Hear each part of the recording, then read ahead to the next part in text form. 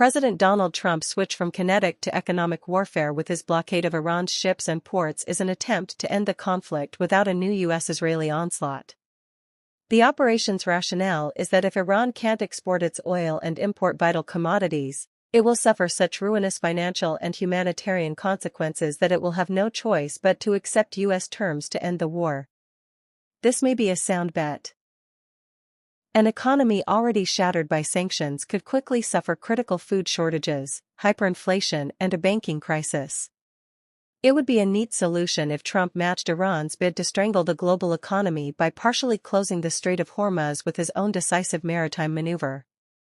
But growing hopes of U.S. officials, conservative editorial pages and analysts that the blockade could bring Iran to its knees rest on an assumption that has repeatedly led the U.S. astray in the Middle East.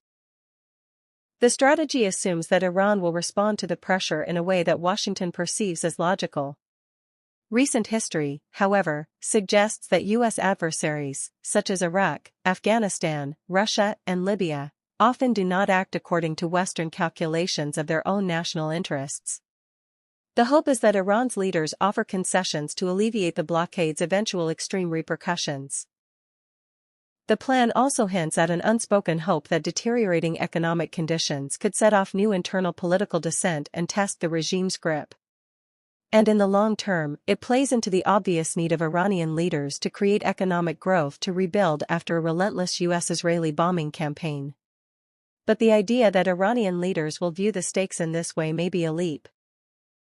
Revolutionary authorities have already shown indifference to the suffering of their people with successive political crackdowns that have killed thousands, according to human rights groups and outside estimates. The regime's survival despite the killing of many top L.